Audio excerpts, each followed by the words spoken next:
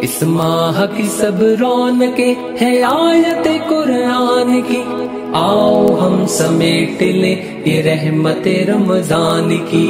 بسم اللہ الرحمن الرحیم، الحمدللہ رب العالمین والعاقبۃ للمتقین والصلاۃ والسلام علی رسولہ الکریم۔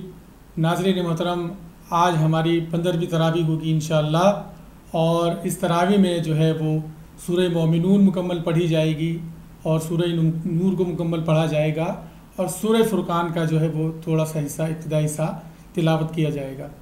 تو سورہ مومنون جو ہے یہ مکی صورت ہے، اور پہلی ہی آیت سے اس کا نام ماخوذ ہے، قد افلح المؤمنون کہہ کر۔ جس وقت یہ نازل ہوئی تھی اس وقت حضرت حمزہ رضی اللہ تعالیٰ عنہ، حضرت عمر فاروق رضی اللہ تعالیٰ عنہ ایمان لا چکے تھے، اور مکہ والوں پر جو ہے وہ ایک عجیب سی وحشت طاری ہو چکی تھی اس حوالے سے۔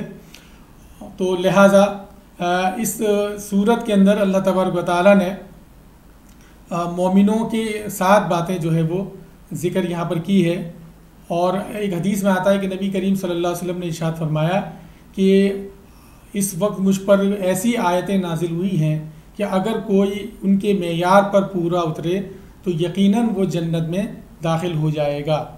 تو سورہ مومنون میں جن چیزوں کا تذکرہ کیا گیا ہے وہ استحقاق جنت کی 7 صفات ہیں۔ مثال کے طور پر قد افلح المؤمنون، پہلے نمبر پر ایمان لانا ہے۔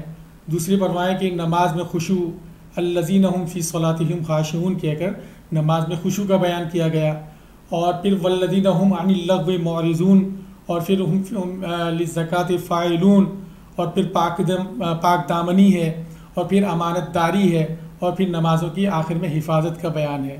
تو یہ 7 صفات ایسی ہے کہ اللہ کے رسول صلی اللہ علیہ وسلم نے فرمایا کہ وہ جنت کا مستحق ہو جائے گا۔ پھر اسی طرح اللہ تبارک و تعالیٰ نے آ کر تخلیق آدم کے جو ہے وہ 7 مراحل ذکر کیے۔ تخلیق انسان کے پہلے 7 مراحل تھے، ابھی 9 مراحل اس میں تذکرہ کیے ہیں۔ مثال کے طور پر مٹی اور نطفہ اور جمع ہوا خون، پھر لوتھڑا، پھر ہڈی، پھر گوشت کا لباس، پھر انسان تخلیق ہوا، پھر اس کی موت ہوئی، پھر دوبارہ وہ زندہ کیا جائے گا۔ تو یہ 9 مراحل جو ہے وہ یہاں پر اللہ تبارک و تعالیٰ نے ذکر فرمایا۔ آگے جا کر اللہ تبارک و تعالیٰ توحید کا تذکرہ فرماتے ہیں، اس کے دلائل دیتے ہیں، اور 3 دلائل ہیں۔ آسمانوں کی تخلیق کا ذکر ہے، بارش اور غلجات ہے، چوپائے ہیں اور ان سے منافع حاصل کرنا ہے۔ اسی طریقے سے یہاں پر حسب سابق انبیاء کرام کے قصے بیان فرمائے ہیں۔ حضرت نوح علیہ السلام، ان کی کشتی کا ذکر کیا گیا ہے۔ حضرت موسیٰ علیہ السلام اور ہارون علیہ السلام کا ذکر کیا گیا ہے کہ وہ جب موسیٰ علیہ السلام نے ہارون علیہ السلام کو اپنی قوم میں چھوڑا اور پھر وہ آگے تشریف لے گئے اللہ تعالیٰ سے جو ہے وہ ہدایات دینے کے لیے، واپسی پر دیکھا کہ ان کی قوم نے جو ہے دوبارہ بچڑے کو اپنا خدا بنا لیا ہے، تو حضرت ہارون علیہ السلام کو بھی انہوں نے ڈانٹا اور لوگوں کو بھی انہوں نے ڈانٹا، اس کا تذکرہ ہے۔ اسی طریقے سے حضرت عیسیٰ علیہ السلام اور ان کی والدہ حضرت مریم کا بھی تذکرہ کیا گیا ہے۔ پھر آگے جا کر اللہ تبارک و تعالیٰ نیک لوگوں کی 4 صفات کا تذکرہ فرماتے ہیں کہ ایک تو وہ اللہ تعالیٰ سے ڈرتے ہیں، اللہ پر ایمان رکھتے ہیں، شرک اور ریا نہیں کرتے، اور اسی طریقے سے کہ نیکیوں کے باوصف دل ہی دل میں ڈرتے ہیں کہ انہیں اللہ کے پاس جانا ہے۔ اور اس کے بعد جو ہے وہ اللہ تبارک و تعالیٰ نے نہ ماننے والوں کے انکار کی اصل وجہ بتائی کہ دراصل یہ اس لیے نہیں مانتے کہ جو ہے وہ کسی اور چیز پر ایمان لائے ہیں اور یا پھر اللہ کے رسول سے کوئی معاوضہ طلب کر رہے ہیں، بلکہ اصل مسئلہ یہ تھا، یا ان کے اللہ کے رسول صلی اللہ علیہ وسلم کے اخلاق ان سے کوئی پوشیدہ تھے، کوئی جانتے کہ بھائی یہ بندہ ایسا نہیں ہے، یہ بشر ایسا نہیں ہے کہ جو نبی بننے کے لائق ہو، نعوذ باللہ، بلکہ ان کا صرف اور صرف مسئلہ یہ تھا کہ وہ جو ہے وہ اس بات کو سمجھتے تھے کہ اگر اللہ کے رسول صلی اللہ علیہ وسلم پر ایمان لے آئے تو پھر ہماری جو چوتراہٹ ہے اور ہماری جو بادشاہت ہے وہ ختم ہو جائے گی۔ اسی طریقے سے آگے جا کر اللہ تعالیٰ نے قیامت کا تذکرہ فرمایا۔ پھر سورہ نور ہے، سورہ نور مدنی صورت ہے، آیت نمبر 35 میں فرمایا گیا کہ اللہ تعالیٰ آسمانوں اور زمین کا نور ہے، تو اسی سے اس صورت کا نام لیا گیا۔ اس میں 16 احکامات جو ہے وہ معاشرتی احکامات کا بھی تذکرہ کیا گیا ہے، اور اس کے بعد اہل بحق اور اہل باطل کی مثالیں بھی دی گئی ہیں۔ تو جو معاشرتی احکامات مختصر میں آپ کے سامنے رکھتا ہوں، اس میں زانی مرد اور زانی عورت کی جو ہے وہ سزا مقرر کی گئی، ان کو 100 کوڑے لگائے جائیں گے اگر حدیث سے ثابت ہے کہ اگر وہ غیر شادی شدہ ہوں۔ اسی طریقے سے بدکار مرد اور عورت کو جو ہے وہ ان کو نگاہ میں لینا جو ہے وہ مسلمانوں پر حرام ہے۔ اسی طریقے سے حد قذف کی سزا سنائی گئی کہ اگر کوئی جھوٹ بولے، جھوٹی گواہی دے تو اس کو جو ہے وہ کوڑے لگائے جائیں گے۔ اسی طریقے سے اگر میاں بیوی کے درمیان اگر ایسے آپس میں کوئی ایسے معاملات ہو جائیں کہ ایک دوسرے پر الزامات عائد ہو جائیں تو بجائے گواہوں کے ایک دوسرے پر لعان کیا جائے گا. اور لعان یہ ہوتا ہے کہ مرد جو ہے وہ 4 مرتبہ قسم کھائے گا اور 5ویں مرتبہ پھر اپنے اوپر لعنت کرتے ہوئے قسم کھائے گا.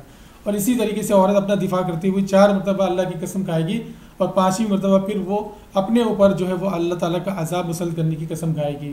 اسی طریقے سے آگے جا کر اس صورت کا سب سے اہم اور خاص اور خوبصورت جو مضمون ہے وہ یہ ہے کہ حضرت عائشہ رضی اللہ تعالیٰ عنہ پر جو جھوٹا الزام لگایا تھا، اور اس جھوٹا الزام لگانے میں عبداللہ ابن ابی پیش تھا، لیکن وہ پس پردہ تھا، اور اس کے اثرات مسلمانوں پر پڑنے لگے، جس میں مستح ہے، حضرت حسان بن ثابت وغیرہ جو ہے رضی اللہ تعالیٰ عنہم، یہ بھی جو ہے ان کے اثر آ گئے اور وہ بھی باتیں کھلے عام کرنے لگے تھے.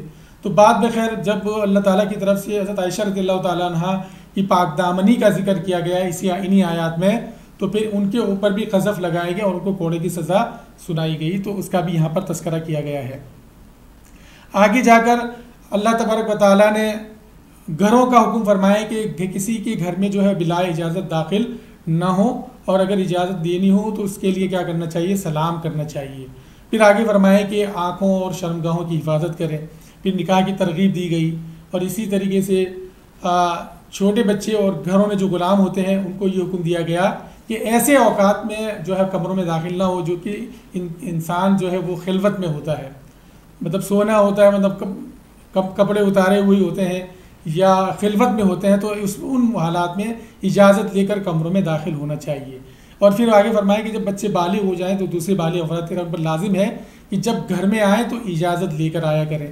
اسی طریقے سے آگے جا کر اللہ تبارک و تعالیٰ نے نبی کریم صلی اللہ علیہ وسلم کے حوالے سے فرمایا کہ جب وہ اجتماعی مجلس میں بیٹھے ہوں تو صحابہ کے لیے یہ جائز نہیں ہے کہ وہ بغیر اجازت کے اس مجلس سے جو ہے وہ کھڑے ہو جائیں. ناظرین محترم، اس کے بعد جو ہے وہ سورہ فرقان ہے، اور سورہ فرقان کے معنی کسوٹی کے ہیں، اور پہلی آیت میں فرقان کا ذکر ہے. اسی مناسبت سے اس کا نام جو ہے وہ فرقان رکھا گیا ہے. تو اس کی جو بقیہ تفصیل ہے انشاءاللہ کل کی تراویح میں اس کو ہم پیش کریں گے. تو دعا ہے کہ اللہ تبارک و تعالیٰ سننے سنانے کے بعد اس کے اوپر عمل کرنے کی قوت اور توفیق عطا فرمائے. وآخر دعوانا الحمدللہ رب العالمین.